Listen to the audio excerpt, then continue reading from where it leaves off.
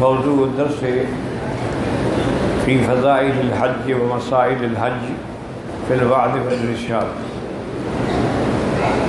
الحمد لله وكفى والصلاة والسلام على خاتم الأنبياء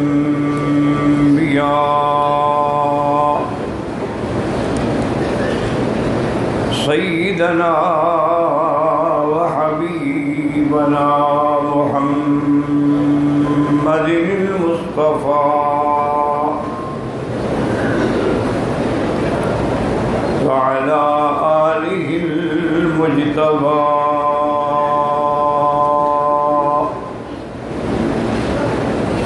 اللهم صل على سيدنا محمد النبي الأمي الهاشمي وعلى آله وأصحابه نجوم الهدى. أما بعد فقد قال الله تبارك وتعالى في القرآن المجيد والفرقان الحميد: أعوذ بالله من الشيطان الرجيم. بسم الله الرحمن الرحيم.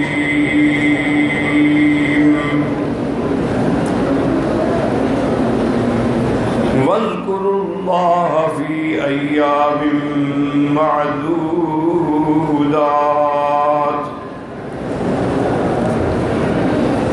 فمن تعجل في يومين فلا إثم عليه ومن تأخر فلا إثم عليه. قال النبي صلى الله عليه وسلم: الحجاج والعمار وفد الله إن دعوه أجابهم وإن استغفروه غفر لهم، أو كما قال النبي صلى الله عليه وسلم. صدق الله العلي العظيم وصدق رسوله النبي الكريم ونحن على ذلك لمن الشاهدين ومن الشاكرين والحمد لله رب العالمين. رب اشرح لي صدري ويسر لي أمري واحلل عقدة من لساني يفقهوا قولي. رب زدني علما. سبحانك لا علم لنا إلا ما علمتنا إنك أنت العليم الحكيم. برادران اسلام، واجب الاحترام بزرگوں، دوستوں، بھائیوں، عزیز نوجوانوں،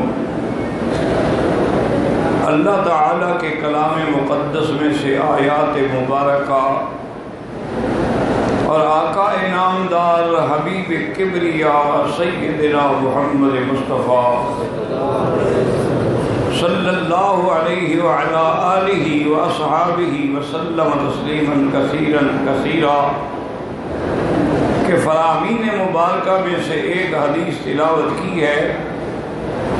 دعا فرمائیں کہ اللہ تبارک و تعالی اس عاجز کو مع الاہل صحت، عافیت کاملہ، عاجلہ، دائمہ اور حق بات بیان کرنے کی توفیق عطا فرمائیں. آپ کو حق سننے کی، سمجھنے کی، ہم سب کو حق پر چلنے کی توفیق عطا فرمائیں. پروردگار عالم تمام آنے والوں کی حاضری، حج، عبادات، زیارات، صدقات، خیرات قبول و منظور فرمائیں. میں نے اپنے سابقہ دروس میں آپ کو حج کے بارے میں الحمدللہ کچھ باتیں بتلائی تھی، تو ان کا خلاصہ یہ ہے کہ حج جو ہے وہ 3 قسم ہے. ایک حج افراد ہے، ایک حج تمتع ہے اور ایک حج قران. حج کی تمتع کرنے والے کے لیے حج کی بکری ضروری ہے، حج قران والے کے لیے حج کی بکری ضروری ہے، حج افراد والے کے لیے حج کی بکری نہیں ہے۔ اور یہ جو حج کی بکری ہے یہ الگ چیز ہے، جو اپنے ملک میں کرتے ہیں الاضحیہ یعنی قربانی، وہ الگ چیز ہے۔ اگر اللہ توفیق دے تو اپنے ملک میں کروا دیں، بس صورت دیگر مسافر کے لیے معاف ہو جانے کی گنجائش ہے، لیکن حج کی بکری جو ہے وہ ہر حال میں لینی ہے۔ حتیٰ کہ اس کا متبادل بھی ہے کہ اگر کسی کے پاس حج کی بکری نہیں ہے تو اس کے لیے بھی اللہ نے قرآن میں حکم دیا ہے کہ ثلاثۃ ایام فی الحج، کہ 3 روزے جو ہے وہ تو حج میں رکھ لے، مثلا یکم، 2، 3 ذی الحج، وَسَبْعَةٍ إِذَا رَجَعْتُمْ، اور 7 روزے جو ہیں جب حج سے واپس آ جائیں، وہ چاہے تو مکے میں رکھے، مدینے میں رکھے، اپنے ملک میں رکھے، تو تِلْکَ عَشْرَةٌ کاملہ، یہ 10 روزے پورے ہو گئے، گویا اس کی بکری ادا ہو گئی۔ اور یہی بات میں نے عرض کیا تھا کہ قران والے بھی بہت کم ہیں اور افراد والے بھی بہت کم ہوتے ہیں۔ حالات کا تقاضا یہ ہے کہ آج کل تمتع والے جو ہیں وہ زیادہ ہوتے ہیں، حالانکہ حج تمتع میں امام ابو حنیفہ رحمۃ اللہ علیہ کے نزدیک تو بڑی پابندی ہے۔ وہ فرماتے ہیں کہ حج کے مہینوں میں ایک عمرہ کرے اور اپنے وطن کے میقات سے کرے، اور اس عمرے کے بعد اور کوئی عمرہ نہ کرے، احرام کھول دے، پھر 8 ذی الحجہ کو حج کا احرام باندھ کے حج کرے، تب تمتع ہوگا۔ یعنی اس کو اور کوئی عمرہ نہیں کرنا چاہیے۔ یہ تو اللہ کی رحمت ہے کہ صاحبین کی بھی اجازت ہے، اور باقی ائمہ کی تو کہتے ہیں بھی عمرہ جو ہے ایک عبادت مستقلہ ہے، اور حاجی چند دنوں کے لیے آتا ہے، حج کے بعد اس کے پاس ٹائم ہی نہ ہو تو بیچارہ کیا کرے گا؟ تو اگر وہ کرے تو اس کا تمتع فاسد نہیں ہوگا۔ اور آج کل تو ویسے بھی یہ حالات ہے نا کہ مثلاً اگر آپ یہاں آئے ہیں، عمرہ آپ نے کر لیا، اب مدینہ منورہ جانا، پھر واپسی پر بھی تو عمرہ کریں گے، تو اس لیے بہرحال تمتع کا معنی یہ ہے کہ حج کے مہینوں میں حج عمرے کا احرام باندھے، عمرہ مکمل کرنے کے بعد احرام کھول دے، اب اس پر کوئی پابندی نہیں ہے، پھر 8 ذی الحج کو حج کا احرام باندھے۔ اب یاد رکھیں کہ سنت تو یہ ہے کہ اب جتنے لوگ چاہے مکے میں رہ رہے ہیں یا باہر سے آئے ہیں یا کہیں سے، چونکہ انشاءاللہ 8 تک تو ساری دنیا کائنات یہاں اکٹھی ہو جائے گی نا، تو افضل یہ ہے کہ 8 ذی الحج کو غسل کریں، غسل کرنے کے بعد اپنے بدن کو خوشبو لگائیں، اور ویسے بھی یہ حکم ہے کہ مرد کی خوشبو ایسی ہو کہ جو دور دور تک پھیل جائے لیکن رنگ نہ ہو اس کا، لیکن عورت کی جو خوشبو ہے اس میں رنگ تو ہو لیکن خوشبو زیادہ نہ پھیلے۔ بہرحال جو بھی آپ کو خوشبو میسر ہو تو پہلے غسل کریں، غسل کے بعد بدن پہ خوشبو لگائے، اور 2 چادریں سفید ہوں اور سلی ہوئی نہ ہوں۔ اچھی طرح مسائل کو سمجھیں اور خود دماغ میں رکھیں، 2 چادریں ہوں، سفید ہوں اور سلی ہوئی نہ ہوں، سب سے افضل۔ اور پاؤں میں امام صاحب کے نزدیک یہ ہے کہ ایسا جوتا پہنے کہ یہ اوپر والی ہڈی بھی اور دونوں ٹخنے بھی ظاہر ہوں، اور باقی ائمہ کے نزدیک یہ ہے کہ ٹخنے ظاہر ہوں، اوپر والی ہڈی ظاہر ہو یا نہ ہو۔ اسی لیے میں نے آپ کو عرض کیا تھا کئی مسائل میں کہ اللہ تمام ائمہ پہ کروڑوں رحمتیں فرمائے، تمام محدثین پہ کروڑوں رحمتیں فرمائے، لیکن امام صاحب کی نظر جو ہے نا بڑی گہری ہے، اور آپ کے علم میں ماشاءاللہ بڑی گہرائی ہے، اور آپ بہت سوچ سمجھ کے تحقیق کے بعد ایک مسئلہ دیتے ہیں، اور وہ ایسا ہوتا ہے کہ وہ جامع ہوتا ہے۔ اس کی ایک مثال دے دوں، اللہ کرے آپ کو یاد رہے۔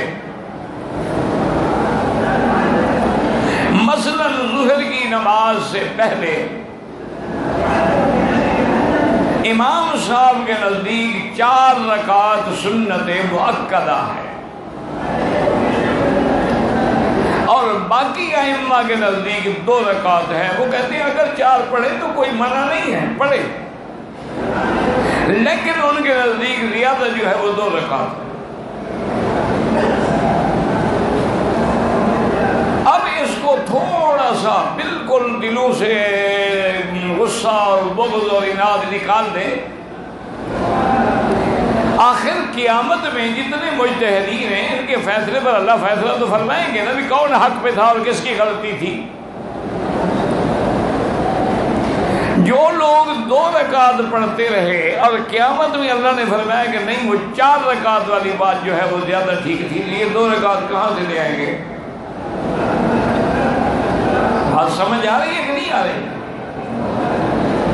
فیصلہ ہو گیا کہ بھائی وہ 4 رکعت والی جو ہے حدیث مبارک اور اجتہاد تھی، کیونکہ بی بی حفصہ کہتے ہیں کہ حضور ظہر سے پہلے 4 رکعت پڑھتے۔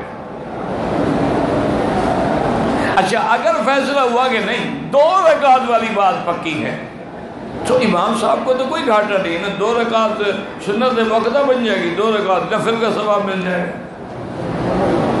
وہ تو کسی طرح گھاٹے میں نہ رہے نا۔ لیکن اگر پڑھی ہی صرف 2 ہیں تو باقی 2 رکعت ہم کہاں سے لائیں گے؟ اور دوسرا امام صاحب فرماتے ہیں کہ 4 رکعت والی جو روایت ہے وہ بی بی حفصہ سے ہے، آپ کی زوجہ ہے، اور حضور سنت گھر میں پڑھتے تھے، اس لیے وہ روایت زیادہ قوی ہے کہ گھر کی بات تو بی بی جانتی ہے نا۔ جن صحابہ نے حضور کی 2 رکعت کی بات کی وہ تو تحیۃ المسجد کی 2 رکعت ہے، تو 2 رکعت تحیۃ المسجد الگ چیز ہے اور 4 رکعت سنت مؤکدہ الگ چیز ہے۔ اب اسی مسئلے کو دیکھ لیں کہ اگر اوپر والی ہڈی بھی ظاہر ہو تو ٹخنے تو خود بخود ظاہر ہو جائیں گے، اس کے پھر چھپنے کا تو سوال ہی پیدا نہیں ہوتا۔ اگر وہ ظاہر نہ ہو صرف ٹخنے ظاہر ہوں تو بعض اوقات جو ہے جوتے اوپر بھی ہو سکتے ہیں، تو اس لیے احتیاط اسی میں ہے۔ ایک آدمی کے پاس جوتا نہیں ہے، حضور نے فرمایا اپنی ایڑی کو نیچے دبا دے، بس اسی سے احرام باندھ لے، یعنی جوتے کی ایڑی جو ہے اس کو نیچے دبا دے، وہ چپل بن گیا۔ تو بہرحال 2 رکعت پڑھنی ہے اور 2 چادریں سلی ہوئی نہ ہوں، لیکن اگر سلی ہوں تب بھی جائز ہے۔ اگر چادریں لنگیاں ہیں، رنگ دار لنگی ہے، وہ بھی جائز، تولیے باندھ لیے کسی نے، وہ بھی جائز۔ احرام میں اپنی چادر پر پٹی باندھنا یا بیلٹ لگانا جائز ہے۔ احرام کی حالت میں گلے میں تھیلا لٹکانا جائز ہے۔ احرام کی حالت میں اینک لگانا، چھتری ہاتھ میں پکڑنا جائز ہے۔ اور 2 رکعت جب آپ پڑھیں گے تو سر پہ کپڑا ہوگا، چونکہ آپ نے ابھی نیت نہیں کی، اور پہلی رکعت میں قل یا ایھا الکافرون اور دوسری رکعت میں قل ھو اللہ احد۔ جب سلام پھیر دیں گے تو سر سے کپڑا اتار لیں گے، اب پڑھیں گے لبیک اللہم لبیک لبیک لا شریک لک لبیک ان الحمد والنعمت لک والملک لا شریک لک، کم از کم 3 دفعہ۔ عورتیں آہستہ پڑھیں اور مرد جو ہے وہ زور سے پڑھیں۔ عورت کے لیے کوئی احرام کے کپڑے ضروری، جو کپڑے پہنے ہوئے ہیں اسی میں نیت کر لیں، اور یہ سر پہ پٹے باندھنا اور رومال باندھنا اور فلاں کرنا یہ تو خالص بدعت ہے۔ اور پھر میری بعض بیٹیاں جو ہیں وہ مسا بھی اس کے اوپر کرتی ہیں، نہ نماز ہوگی نہ کوئی فرض ادا ہوگا. بھئی وہ کوئی پٹی بندی ہوئی تو نہیں ہے، مسا بھی اس کے اوپر کر رہی ہو. یہ اگر احتیاط کے لیے باندھے کہ میرے بال نظر نہ آئیں یا بال نہ کھلیں، لیکن مسے کے لیے کپڑا کھولنا پڑے گا ورنہ اس کا وضو ہی نہیں ہوگا. اب انشاءاللہ ثم انشاءاللہ 8 تاریخ کو حرم سے احرام باندھیں یا محلے میں جہاں جہاں ہوٹل ہے، جہاں جہاں جگہ ہے، وہیں سے احرام باندھ کے سنت یہ ہے کہ ہم ظہر سے پہلے پہلے مینا میں پہنچ جائیں. افضل یہ ہے، اگر کوئی لیٹ ہو گیا تو کوئی حل نہیں. افضل یہ ہے، سنت یہ ہے کہ ظہر، عصر، مغرب، عشاء اور رات بھی مینا میں رہے، اور صبح 9 تاریخ کی فجر کی نماز جو ہے وہ بھی مینا میں پڑھے. اب اگر قافلے 7 کو چل پڑے تو آپ جا سکتے ہیں، کوئی پابندی نہیں.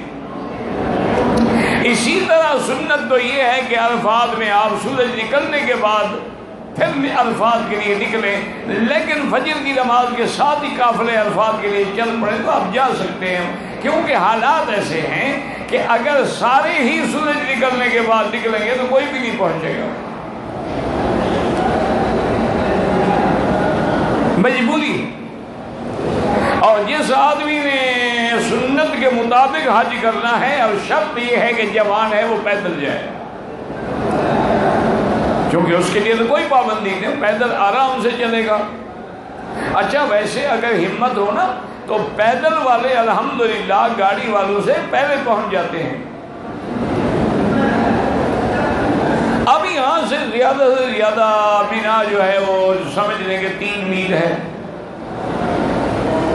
تو اب 3 میل پیدل چلنا، جبکہ سڑک ہے، سایہ ہے، پانی ہے، سب انتظامات ہیں، تو آدمی زیادہ سے زیادہ 1 گھنٹے میں پہنچ جاتا. عرفات 6 میل ہے، زیادہ سے زیادہ 2 گھنٹے میں پہنچ جاتا.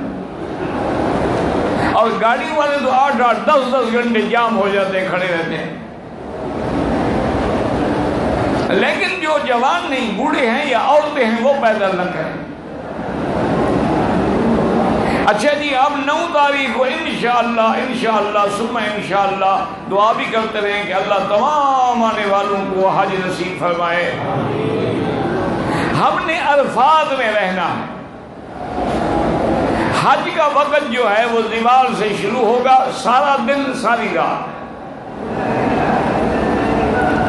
اور عرفات کے اندر میرے آقا نے فرمایا کہ افضل الذکر ما انا قلت والنبیون قبلی، سب سے افضل ذکر جو میں نے کیا ہے اور مجھ سے پہلے انبیاء نے کیا، لا الہ الا اللہ وحدہ لا شریک لہ، لہ الملک و لہ الحمد یحیی و یمیت وہو علی کل شیء قدیر.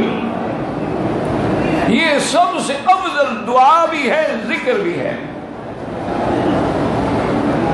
ایک دعا مسئلہ ہوتی ہے کہ ہم نے دعا مانگی کہ یا اللہ ہماری اولاد کو صالح کر دے. ایک دعا جو ہے مسئلہ نہیں، ذکر ہے، لیکن وہ ذکر دعا بن جاتا ہے. کیونکہ ایک حدیث مبارک ہے کہ من شغلہ ذکری ان مسئلتی، کہ جس آدمی کو میرے ذکر نے سوال سے مشغول کر دیا، ذکر میں لگا ہوا ہے، اعطیتہ افضل ما اعطی السائلین، میں اس کو مانگنے والوں سے بھی زیادہ دیتا ہوں. کیونکہ اللہ تو جانتے ہیں نا، اس کو تو پتہ ہے کہ اس کی کیا ضرورت ہے، کیا حاجت ہے، کیا پریشانی ہے. بھائی راستہ چھوڑ دے، حاجی صاحبان آگے آ جاؤ، راستہ پیچھے سے کھلا رکھو تاکہ نہ تمہیں تکلیف ہو نہ اور بھائی. آگے تھوڑا تھوڑا آگے آ جاؤ، پیچھے راستہ بن جائے گا. بس وقت ضائع نہ کرو، نہ اپنا نہ ہمارا، راستہ کھلا رہے عرب جانے کے لیے. نہیں تو ادھر آ جائیں انشاءاللہ جگہ مل جائے گی. اچھا جی، اب جناب یہ ہے کہ اس کے علاوہ عرفات میں سورۃ الاخلاص یعنی قل هو اللہ احد کم از کم 100 دفعہ پڑھیں. درود ابراہیمی کم از کم 100 دفعہ پڑھیں. آیت کریمہ کم از کم 100 دفعہ پڑھیں. اور اسی طرح یاد رکھیں کہ جب بھی موقع ملے تو باہر نکل کے کھڑے ہو کر خیموں سے باہر نکل کے کھڑے ہو کے روبہ قبلہ ہو کر جتنی لمبی دعائیں مانگ سکتے ہیں مانگیں، بلکہ کوشش یہ کریں کہ تقریباً 4 بجے کے قریب ذرا دھوپ قابل برداشت ہو جاتی ہے، آدمی 4 بجے کھڑا ہو تو پھر مغرب تک کھڑا رہے، دعائیں مانگتا رہے۔ اور اس میں عرفات میں ہم نے 2 رکعت نمازیں پڑھنی ہیں، ایک نماز جو ہے وہ ظہر ہے اور ایک جو ہے وہ عصر ہے۔ یہاں کے جتنے ائمہ کرام ہیں وہ دونوں نمازیں اکٹھی پڑھیں گے، ظہر پڑھ کے پھر عصر پڑھیں۔ آپ بھی اگر اللہ موقع دے مسجد میں پہنچ جائیں، امام کے پیچھے جھگڑے نہ کریں، آپ بھی ان کے ساتھ 2 رکعت پڑھ لیں۔ یہ افضل غیر افضل کے مسئلے ہیں، یہ نعوذ باللہ یہ نہیں کہ نماز ہی نہیں ہوتی، نماز سب کی ہوتی ہے الحمدللہ۔ اور اگر آدمی وہاں مسجد میں نہ پہنچ سکے، چونکہ ہر آدمی نہیں پہنچ سکتا، کیمپ دور ہوتے ہیں، تو پھر ہر کیمپ میں الحمدللہ علماء بھی ہوتے ہیں، اہل اللہ بھی ہوتے ہیں، ذکر بھی ہوتے ہیں، تقریریں بھی ہوتی ہیں، دعائیں بھی ہوتی ہیں، تو وہی جماعتیں بھی ہوں گی وہاں نماز۔ امام ابو حنیفہ رحمۃ اللہ علیہ اس پر یعنی ان کی جو تحقیق ہے وہ یہ ہے کہ جو مقیم ہے وہ 4 پڑھے اور جو مسافر ہے وہ 2 پڑھے۔ باقی ائمہ فرماتے ہیں کہ نہیں، چونکہ حضور پاک نے 2 پڑھی ہیں لہذا سب 2 پڑھو۔ امام صاحب فرماتے ہیں حضرت حج الگ فرض ہے، نماز الگ فرض ہے، اور حضور تو مدینے پاک سے آئے ہیں، مسافر ہیں، ان کے 2 پڑھنے میں تو کوئی اشکال ہی نہیں ہے۔ تو بہرحال آپ ان جھگڑوں میں نہ رہنا جی 4 پڑھیں یا 2 پڑھیں، جو بھی اللہ نصیب کرے دعا کرو کہ نصیب ہو جائے، عرفات کی حاضری ہو جائے، اور عرفات میں پورے عالم اسلام کے لیے دعائیں کریں۔ عرفات میں اب تمام مسلمان جو مظلوم ہیں، جو کشمیر میں ہیں، فلسطین میں ہیں، عراق میں ہیں، عرب میں ہیں، عجم میں ہیں، جہاں بھی ہیں، اللہ ان سب کی جان مال آبرو عزت کی حفاظت کرے۔ اور خاص طور پہ دعا کرنا کہ اللہ تعالی حرمین الشریفین کو قیامت تک ہر فتنے سے محفوظ فرمائے، اللہ تعالی پاکستان کی بھی حفاظت فرمائے۔ اس وقت پوری دنیا کا کفر جو ہے ان کی نظروں میں صرف یہی ملک ہیں جو کھٹک رہے ہیں، ایک سعودی عرب ہے اور ایک پاکستان۔ انہوں نے اپنی ساری طاقت طاغوتی انہی کے خلاف لگائی ہوئی ہے۔ ان کو پتہ ہے کہ یہ مرکز اسلام ہے، مسلمان کتنا کمزور ہو جائے، مسلمان کتنا غریب ہو جائے، لیکن مکہ مدینے کے لیے وہ اپنی جان اور خون بہانا ایمان سمجھتا ہے۔ اسی طرح ان کو پتہ ہے کہ پاکستان کے لوگوں نے ایٹم بنا لیا، اسلامی قوت ہو کے ایک ایٹمی طاقت ہے، میزائل ان کے پاس ہے، تو اگر ان کو ہم نے چھیڑا تو یہ ہمیں بھی بدلے میں سب کچھ کر سکتے ہیں۔ چونکہ اللہ نے آپ کو اتنی اونچی پہاڑیاں دی ہیں، کیٹو سے اونچی پہاڑی کوئی ہے تو نہیں ہمیں، تو اللہ نے تو ان کو ایسی چیزیں دی ہیں، جگہ بھی دی ہے، طاقت بھی دی ہے۔ یہ اگر قوت نہ ہوتی تو کیا خیال ہے آپ کا، آپ کو جینے دیتے ہو تو مدت سے آپ کو نکل جاتے، ہضم کر ڈکار ہی نہ لیتے۔ تو اس لیے دعا کیجئے گا، اور جتنے ہمارے بچے شہید ہوئے ہیں، جتنے دہشت گردی کے ظلم میں مارے گئے ہیں، ان کے لیے، ان کے خاندان کے لیے صبر کی دعائیں کریں، اور جتنے ہمارے جوانوں نے قربانیاں دی ہیں آپ کے ملک کے امن کو برقرار رکھنے کے لیے اور شہید ہوئے، اللہ ان کی قربانیوں کو بھی منظور فرمائے، اور اپنے پورے عالم کے لیے، پورے خاندان کے لیے دعائیں کریں۔ اگر کسی سے جھگڑا ہے اس کو معاف کر دیں، کسی سے بغض ہے، اناد ہے، اس کو معاف کر دیں، سارا دن دعاؤں میں گزاریں، جب سورج ڈوب جائے تو اب مزدلفہ جانے کی تیاری کریں۔ سورج نکلنے سے پہلے جو ہے الفاظ سے نکلنا جو ہے وہ جائز نہیں ہے، اگر غلطی سے نکل جاؤ پھر واپس آ جاؤ۔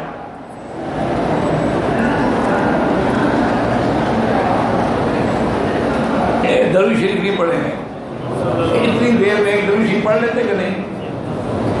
چلو اب تو پڑھ لو، مہربانی ہوئی جناب کی۔ انا للہ و انا الیہ راجعون۔ خدا جانے کیا ہو گیا ہے، یا تو ویسے ڈرا کریں کہ کہیں کوئی اللہ کی ناراضگی تو نہیں کہ ہماری زبان پہ حضور کے نام پہ درود نہیں نکلتا، کوئی بات تو ہے ایسی۔ بہرحال جتنے دن اللہ نے تمہیں مکے میں رکھا ہے، مدینے میں درود شریف پڑھو، کلمہ شریف پڑھو، استغفار پڑھو، اپنے اوقات کو ضائع نہ کرو۔ یہاں گھر جا رہے ہیں، مثلاً آپ کا زندگی اپنے گھر ہے، یقین کریں یہاں سے جاتے جاتے 1000 درود پڑھ رہے ہیں، لیکن اگر قصے کہانیاں کرنی ہوں اور کوکا کولا اور پیپسی شریف پینی ہو تو پھر تو نہیں پڑھ سکتے۔ اگر آپ بالکل تنہائی سے علیحدہ پہ چلے جائیں، بس چلتے ہوئے پڑھتے ہیں، وضو ہے نہیں ہے پڑھتے رہو۔ اب جناب مغرب کے بعد انشاءاللہ ہر جگہ یاد رکھنا حدود بنے ہوئے لکھا ہوا ہے، حد عرفات، بدایہ عرفات، نہایہ عرفات، یہاں سے عرفات شروع ہو رہی ہے، یہاں ختم ہو رہی ہے، اس کے اندر رہنا ہے۔ اب مغرب کے بعد چلنے کے بعد ہم انشاءاللہ کہاں آئیں گے؟ مزدلفہ میں پہنچنے کے بعد سب سے پہلے ہم مغرب کی نماز پڑھیں گے، چاہے 12 بج جائے رات کے، جب بھی آئیں گے انشاءاللہ۔ اور دیکھیں اللہ کی کتنی بڑی رحمت ہے، اللہ نے فرمایا تم نے میرے حکم کی تعمیل کی ہے، نماز میری عبادت ہے، چاہے تم رات کو 12 بجے پڑھے میں ادا لکھوں گا، قضا نہیں۔ یہ تمہاری نماز قضا نہیں، ادا ہے۔ پہلے آپ جو ہے 3 رکعت مغرب پڑھیں گے، اذان 1 ہوگی، پھر عشاء کے لیے تکبیر ہو۔ اچھا جو لوگ بوڑھے ہیں، بیمار ہیں، عورتیں ہیں، مریض ہیں، بچے ہیں، یا جن کی حرم میں ڈیوٹی ہے یا کسی اور جگہ ڈیوٹی ہے، وہ رات کے 12 بجے کے بعد مزدلفہ سے چل سکتے ہیں، لیکن باقی جتنے ہیں وہ مزدلفہ میں رہیں اور صبح کی نماز مزدلفہ میں پڑھیں۔ اگر نہیں پڑھیں گے تو مزدلفہ کا قیام جو ہے واجب ہے، دم پڑ جائے گی۔ اور صبح کی نماز کے بعد صحیح حدیث مبارک میں ہے کہ حضور صلی اللہ علیہ وسلم بیٹھے ہوئے مسکرا رہے تھے، اور آقا انعامدار کا مسکرانا تو ایسا تھا نا کہ بی عائشہ فرماتی ہے کہ حضور جب مسکراتے تھے تو نور برآمد ہوتا تھا، میں کبھی کبھی اس روشنی میں سوئی میں دھاگا بھی ڈال لیتی تھی۔ اندازہ کریں۔ اللہ اکبر صلی اللہ علیہ وسلم۔ یا اللہ ہمیں حضور کی محبت عطا فرما، سرکار دو عالم کی خواب میں زیارت نصیب فرما، قیامت میں شفاعت نصیب فرما، صحابہ، اہل بیت، اولیاء اللہ کی محبت نصیب فرما، اہل حق علماء کی محبت نصیب فرما، یا اللہ صادقین اور متقین کی صحبت نصیب فرما، اور اللہ اشرار سے، شرارتیوں سے، ساحرین سے، ظالمین سے، جھوٹوں سے نجات عطا فرما۔ اب جناب آپ نے تو حضور مسکرا رہے تھے تو سیدنا ابی بکر رضی اللہ تعالی عنہ نے آ کے سلام کیا اور کہا اضحک اللہ سنک یا رسول اللہ صلی اللہ علیہ وسلم۔ حضور اللہ آپ کو ہمیشہ مسکراتا رکھے۔ دیکھو کیسے دعا ہے عرب کی، یہ ایک کمال ہے ان کا۔ ابھی آپ کو ملیں گے نا جی تو السلام علیکم ورحمۃ اللہ، حیاک اللہ، اسی طرح صباح الخیر، مساء الخیر، صباح النور، مساء النور، اور کیف حالک، ایدک اللہ، حفظک اللہ، فی امان اللہ، استودعک، ہر کلمے میں دعا ہے۔ اب حضور صلی اللہ علیہ وسلم فرمایا کہ جبریل، میں نے جو عرفات میں دعائیں مانگی ہیں نا امت کے لیے، اللہ نے میری ساری دعائیں قبول فرما لی، لیکن 2 دعائیں ایسی تھیں جو منظور نہیں ہوئیں۔ میں پھر بھی مانگتا رہا۔ تو فرمایا کہ جانی جبریل آنفاً، ابھی ابھی جبریل آ کے مجھے خوشخبری دے گئے کہ محمد مصطفیٰ آپ کی وہ دعائیں بھی ہم نے قبول کر لی۔ یعنی وہ دعائیں عرفات میں منظور نہیں ہوئی، مزدلفہ میں منظور ہوئی۔ مزدلفہ کا اتنا بڑا مقام، اور مزدلفہ کی رات ایسے ہے جیسے لیلۃ القدر کی رات، اور مزدلفہ کی رات میں حضور پاک نے ساری زندگی کبھی تہجد نہیں چھوڑی، لیکن مزدلفہ کی رات تہجد نہیں پڑھی۔ وجہ کیا تھی کہ اپنی امت پہ شفقت کی کہ 10 تاریخ کو ان کے بڑے کام کر رہے ہیں، اس لیے ذرا سو کے آرام کر رہے ہیں۔ تو اس لیے مزدلفہ میں سو جانا، آرام کرنا، یہ بھی سنت ہے۔ آپ 10 تاریخ کو صبح جب سورج نکلنے سے کچھ دیر قبل جو ہے مینا کی طرف چل پڑیں، اور جب مینا میں پہنچ جائیں اللہ کی رحمت سے تو سب سے پہلا کام جو ہے وہ جمرۃ العقبہ یعنی بڑا شیطان۔ اور نشانی یہ ہے کہ مینا سے جب آؤ گے مکے کی طرف تو پہلا شیطان جو ہے وہ بڑا ہے، آخری شیطان جو ہے وہ بڑا ہے۔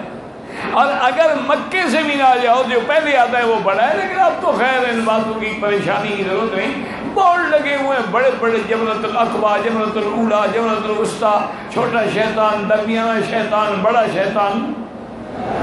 اچھا ایک دفعہ تو میں نے دیکھا تھا، آپ پتہ نہیں ہے بورڈ ہے کہ نہیں ہے، انہوں نے بڑے کا ترجمہ کیا تھا بزرگ شیطان، بڑا بزرگ ہوتا ہے نا، کبھی یہ اچھا ترجمہ، اب شیطان بھی بزرگ ہو گیا۔ تو بہرحال آپ نے بڑے شیطان پہ کنکریاں 7 کنکریاں مار دی۔ اچھا اس مارنے کا طریقہ یہ ہے، یاد رکھو، یہ نہیں کہ ادھر سے ادھر سے ادھر سے جدھر سے چاہو مارو، نہیں، آپ ایسے کھڑے ہوں کہ مینا آپ کے دائیں ہاتھ پہ ہو اور مکہ بائیں ہاتھ پہ ہو۔ سمجھ آ جائے گی بات؟ یعنی آپ ایسے کھڑے ہیں، سامنے جمرہ ہے، مینا کدھر ہو اور مکہ، اب کنکری مارے بسم اللہ اللہ اکبر رغما للشیطان ورجا للرحمن۔ اور وہ کنکریاں جو ہیں یاد رکھیں، مارنے کا معنی یہ ہے کہ وہ کنویں کے اندر جا گرے، اگر ستون کو لگ کے وہ کنکری باہر آ گئی تو شمار نہیں ہوگی، اس کے بدلے میں اور مارے۔ تو سب سے پہلا کام مینا میں آپ نے کیا کر رہا ہے کہ جمرۃ العقبہ پہ کتنی کنکریاں مارنی ہیں، اور کنکری مارنے کے بعد جو افراد والے ہیں، جن کا حج افراد ہے، وہ تو سر منڈائیں اور احرام کھول دیں، اور جو تمتع والے ہیں یا قران والے ہیں کنکری ماریں، اور کنکری مارنے کے بعد جا کے اپنی قربانی کریں، اور قربانی کرنے کے بعد سر منڈائیں، اور جب سر منڈا لیں گے تو احرام کھل گیا، ہر چیز اس پر حلال ہو گئی، صرف بیوی حلال نہیں ہوگی، کیونکہ یہ تحلل اول ہے، یہ تحلل کامل نہیں ہے۔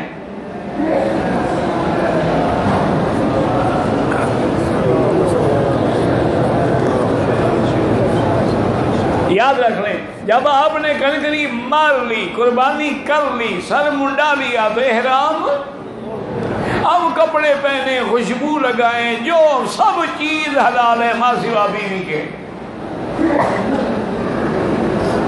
اور کوشش یہ کریں کہ قربانی آپ کے اپنے ہاتھ سے ہو۔ اگر یہ بات ناممکن ہو تب بھی وہاں جو قربان گاہ ہے چلے جائیں، ٹوکن خریدیں، سامنے کھڑے ہو کے قربانی کروائیں۔ اور دوسرا طریقہ یہ ہوتا ہے کہ بعض لوگوں کے یہاں انتظامات ہوتے ہیں کہ وہ قربانی مکے میں یا کاکیہ میں یعنی حد حرم میں جہاں بھی ہو سکتی ہے، لیکن کسی بندے کا اعتبار نہیں کرنا، چونکہ اکثر لوگوں کے یہاں کاروبار ہے، قربانیوں کا بھی کاروبار ہے، حج بدل کا بھی کاروبار ہے، تو آپ ان سے یہ پابندی کریں کہ بھائی پیسے ہم دیں گے آپ کو، مثلا آپ کا فیصلہ ہوا 400 ریال پہ، ہم کو یہ 100 ریال پکڑو. ہم اس دن 10 آدمی ہیں، ایک آدمی ہمارا آئے گا ناموں کی فہرست لے کر اور اپنے سامنے کھڑے ہو کے وہ قربانی کرائے گا. چونکہ قربانی کے لیے ضروری ہے نا کہ پتہ لگے کہ یہ مکی صاحب کی بکری ہے. وہ ایسے ذبح کرتے جائیں کس کی کر رہے ہو بھائی؟ وہ فرشتے لے کے آئے گا، کہے گا کہ فلاں حاجی کی اب بکری ذبح کرو، اور وہ حاجی بھی اس کو اپنا وکیل بنائیں گے کہ جا کے ہماری قربانی کراؤ. یہ نہیں ہے کہ جس کی مرضی ہے جو آئے جہاں چاہو ذبح کر دو. باقی جن لوگوں نے بینکوں کو دیا ہے، بینک ہر حال میں قربانی کرتے ہیں، لیکن وقت کی پابندی نہیں ہو سکتی، کیونکہ جن نے لاکھوں بکریاں ذبح کر دی ہیں وہ ایک ٹائم پہ ساری کیسے ذبح کر سکتے ہیں؟ تو افضل تو یہ ہے کہ اپنے ہاتھ سے ذبح کریں. میرے آقا نے رحمت دو جہاں نے تقریباً 63 اونٹ جو ہیں وہ اپنے ہاتھ سے ذبح کیے. اچھا، اونٹ میں نہر ہوتا ہے، یعنی کھڑا کر کے اس کو ذبح کیا جاتا ہے، اور باقی جانور جو ہیں ان کو گرا کے ذبح کیا جاتا ہے، ان کو نہر کیا جاتا ہے. اور اونٹ کے اندر یعنی یہاں نیچے سے ذبح کیا جائے گا، اور جانور باقی جو ہے یہاں اوپر سے ذبح کیا جائے گا. اور وہ گوشت جو ہے آپ ایک حصہ خود بھی استعمال کر سکتے ہیں. تو بہرحال یاد رکھیں کہ آپ نے کنکری ماری، قربانی کرائی، سر منڈانا افضل ہے.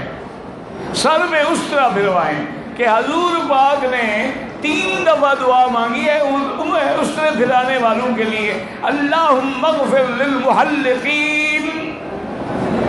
صحابہ نے کہا حضور مقصرین جن نے کٹا ہے ان کے لیے، فرمایا اللہم اغفر للمحلقین. انہوں نے کہا حضور جن نے بال کٹائے ہیں، فرمایا اللہم اغفر للمحلقین. 3 دفعہ دعا مانگی کہ یا اللہ جن نے سر پہ اس طرح پھروایا ان کی مغفرت فرما دے. اور جب صحابہ نے دیا فرما وللمقصرین، یا اللہ جن نے بال کٹوائے ان کے بھی بخشش فرما دے، لیکن 1 دفعہ. ویسے آپ بالکل نہ ڈریں کہ اصل میں یہ لوگ بولتے ہیں کہ فیشن میں فرق آتا ہے نا، گھر جائیں بیوی نہ پہچانے کہ گنجو کون آ گیا. نہ گھبراؤ، کوئی فرق نہیں پڑتا. چند دنوں کے بعد پہلے سے بھی بہتر بال نکل آئیں گے. بلکہ حکیم لکھتے ہیں جس کے بال سر کے اچھے نہ ہو، بال بال اس طرح پھروائے تو اس کے بال زیادہ بہتر نکلتے ہیں. تو بہرحال آپ کی مرضی ہے، افضل یہی ہے کہ سر پہ اس طرح پھروائیں. اب جناب آپ وہاں سے آئیں گے مکہ مکرمہ. مکہ مکرمہ میں آپ نے طواف زیارت کرنا. طواف زیارت حج کا فرض ہے، رکن ہے، بنیاد ہے، اور اس کے بغیر بیوی بھی حلال نہیں ہوتی. تو جن لوگوں کی فلائٹ ہے اور عورت ایام حیض میں ہے وہ طواف زیارت نہیں کر سکتی، فلائٹ چھوڑ دیں، اپنا حج برباد نہ کریں، ورنہ تو ساری زندگی وہ گناہ کرتے رہیں گے میاں بیوی. وہ بیوی تو اس کے لیے حرام ہے. اس لیے فلائٹ چھوڑ دیں، یا ابھی کسی لیڈی ڈاکٹر سے مشورہ کر کے میری بیٹی جو ہے وہ گولیاں یا دوائیں جو بھی ہوں وہ لے لیں تاکہ ایام حج میں اس کو حیض آئے ہی نہیں. یہ بھی جائز ہے. آپ طواف زیارت کریں گے، اور جن لوگوں نے 8 تاریخ کو احرام باندھ کے طواف کر کے صفا دوڑا تھا اب وہ صفا نہیں دوڑیں گے، ورنہ صفا بھی دوڑیں گے. اور صفا مروہ دوڑنے کے بعد اب آپ واپس مینا جائیں گے، اور یاد رکھیں وہاں رات رہیں گے. اور 11 تاریخ کو اب 11 تاریخ کو کنکریوں کا وقت جو ہے وہ زوال کے بعد شروع ہوگا. کیا مانا؟ زوال کے بعد، یوں سمجھ لو. اور سارا دن وقت ہے، ساری رات وقت ہے، جب چاہو مار دو، کوئی دھکے کھانے کی ضرورت نہیں. اسی طرح پھر 12 تاریخ کو بھی وقت زوال کے بعد شروع ہوگا.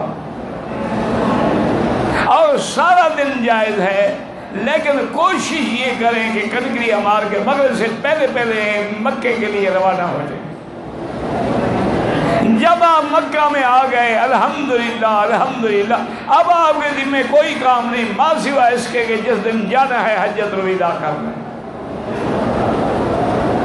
اب پہلے دن 10 تاریخ کو صبح سے لے کر ظہر تک افضل ٹائم ہے، سارا دن کنکریاں مارنا جائز ہے۔ تو ایک مہربانی کریں، اگر آپ کو حاجی خیر مانتے تو نہیں ہے نا، چونکہ ماننے تو پھر حاجی کیا ہوئے، چلو یار جلدی کرو، میں مار کے آ گیا ہوں اور آپ کیا کر رہے ہیں، بس اسی میں جائیں گے۔ یہ کسی نے تار نکالا ہوگا نا جی، حاجی صاحب کو وہ جوش آیا ہوگا۔ درود شریف پڑھ لو، وقت کیوں ضائع کرتے ہو؟